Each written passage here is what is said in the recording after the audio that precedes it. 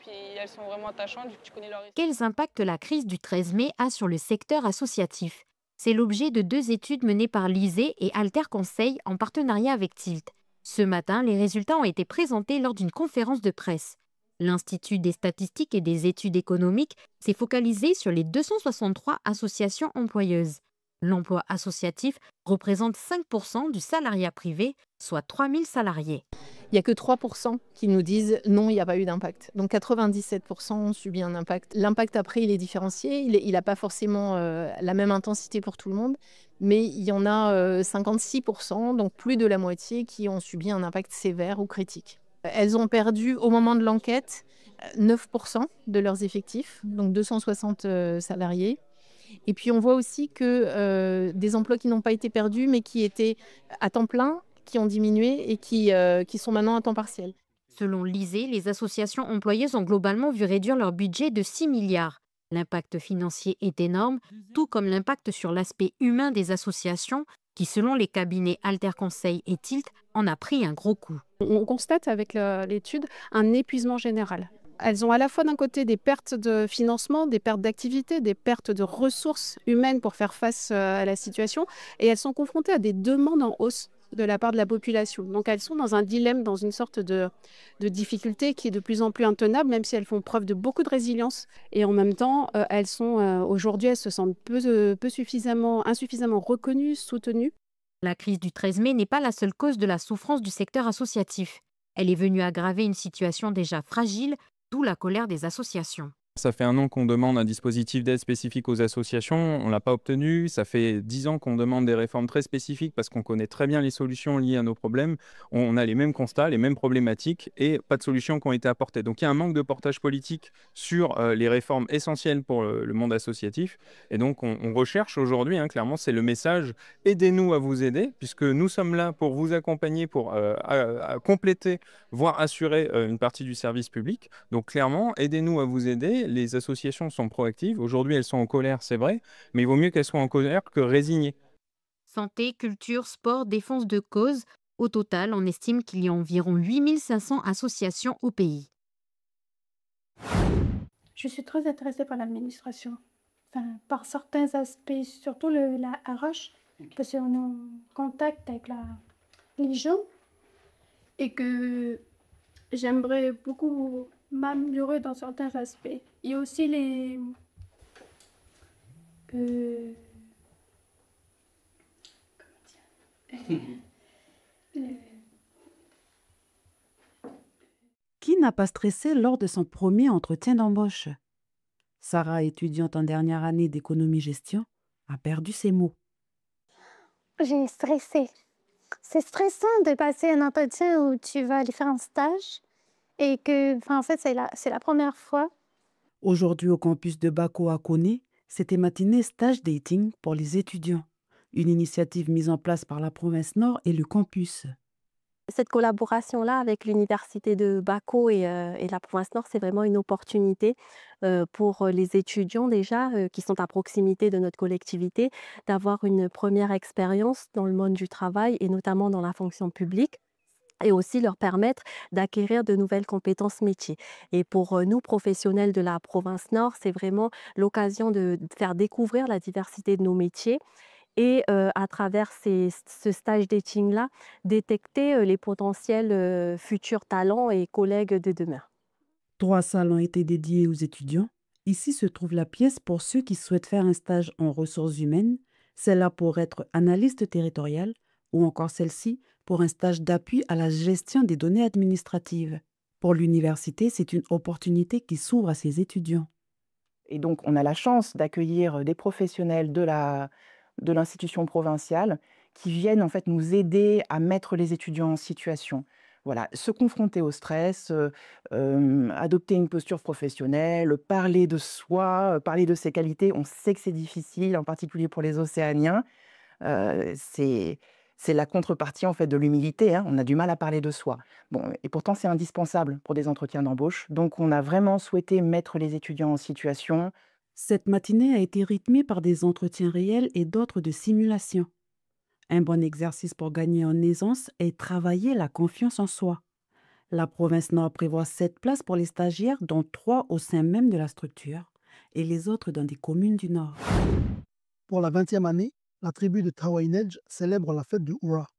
Cette édition a pour thème l'agriculture, une thématique incarnée par la multitude des produits proposés sur le marché du site, mais aussi par les débats qui vont s'y tenir ce soir et demain. Des échanges destinés à éclairer certaines problématiques que rencontrent les filières agricoles, comme celle de l'apiculture. Il y a de plus en plus de gens qui se mettent à produire du miel, de plus en plus de professionnels qui s'installent. Et du coup, on se retrouve avec une surproduction de miel sur le territoire. On estime aujourd'hui à 230 tonnes de miel produit cette saison. C'est le travail que mène la Chambre aujourd'hui avec le CPA et tous les acteurs de la filière apicole en Nouvelle-Calédonie. C'est de trouver comment partir à l'export, voir déjà si c'est possible et comment on peut y arriver. S'exporter, c'est avant tout se faire connaître. Mais cela nécessite d'importants investissements pour promouvoir ce nectar calédonien à l'étranger et trouver marché preneur. Le schéma est différent pour les fruits et légumes. La demande domestique est loin d'être satisfaite par les produits du pays. Pourtant, comme ici sur Némoné, la production est considérable. C'est une étude de l'IAC qui est de 2010-2011. On produit avant tout pour les mariages et les coutumes. Aujourd'hui, tout ce flux-là, on a du mal à le capter et l'orienter vers les cantines. Et on a envie de dire que c'est aussi un peu une aberration dans le sens où nos enfants dans les cantines mangent des boîtes de conserve. Et dans les coutumes, on mange très très bien. Mais le gaspillage qu'il y a, etc. Et aussi les tonnes d'igname et l'argent qu'on mobilise pour les coutumes, pour les échanges, sont très très importants. Malgré les efforts du monde agricole loyaltien et plus de 30 ans de provincialisation, les filières peinent encore à se structurer. Elles restent fragiles vis-à-vis du coût de transport lorsqu'elles fournissent le marché de la Grande Terre, et fragiles aussi vis-à-vis des maladies et des ravageurs. En témoigne le retour d'un virus qui avait pourtant été éradiqué depuis 2016. Avec le travail de surveillance biologique du territoire, donc, on a trouvé un foyer de Benchitop qui est sur les îles, notamment sur les Faux. Et là, donc avec les services en place, les services compétents pour essayer comment gérer avec la population. C'est un virus et qui en fait, il peut éradiquer même les variétés de bananiers locales. L'événement qui célèbre les eaux sacrées du Oura va donc être l'occasion pour les consommateurs et les acteurs du monde agricole de nourrir des échanges orientés vers la protection, la structuration ainsi que les débouchés du marché agricole. Eh ben, Romane, tu te mets avec Leïla? Oui. Non, mais je préfère pas parce que vous faites le même exercice toutes les deux. Tiens, tu vas te mettre comme ça. Valse, salco, boucle piqué, boucle, flip et loose. Allez les filles, passons 7 ans pour démarrer là. 3 joueuses du Rolling Club de Dembéa médaillées au World Open de roller inline artistique. Cette compétition s'est déroulée du 27 au 30 juin à Bruxelles en Belgique et a réuni plus de 300 participantes. Les Calédoniennes sont tout juste de retour.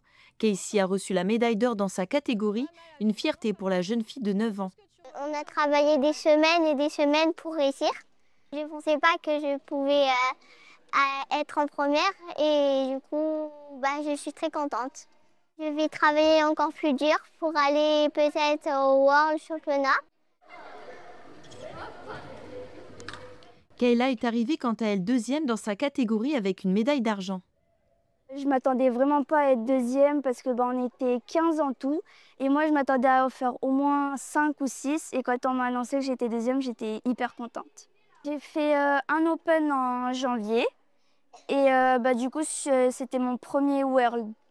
Et enfin, Aileen, qui fait du rolling depuis à peine 3 ans, est arrivée troisième avec une médaille de bronze. Dans ma catégorie, on était 7. Ça me donne vraiment envie de faire d'autres championnats. Tu viens fouetter avec ta jambe et tout de suite tu ramènes sur toi pour tourner. Une compétition qui s'est très bien déroulée selon la coach. Les filles ont pu démontrer leur potentiel malgré l'éloignement géographique. Et ils nous ont dit mais c'est vraiment super que vous soyez là, vous avez fait autant de voyages. Ils étaient très impressionnés aussi par l'éloignement géographique et par le fait qu'on ait fait toute cette route pour venir participer. Les filles aussi se sont fait des copines dans d'autres pays et dans d'autres clubs, donc c'était chouette. Ouais. Avec 62 adhérentes aujourd'hui, le club s'agrandit. Néanmoins, la présidente craint qu'avec le manque de moyens, les filles ne puissent pas participer à toutes ces compétitions mondiales. Forcément, de savoir qu'on a quand même réussi à réunir 10 jeunes filles du club pour pouvoir partir, c'est satisfaisant. Après, on pense forcément à celles qui n'ont pas pu partir. On est triste parce que on aurait aimé les emmener avec nous, mais il y a une réalité financière qui fait que c'était pas à la portée de tout le monde. D'avoir des aides pour pouvoir continuer à faire ce genre de projet, ça permettrait au sport de perdurer de façon beaucoup plus pérenne. Les filles du Rolling Club gardent néanmoins le cap et comptent bien répondre présentes aux entraînements jusqu'à la prochaine compétition.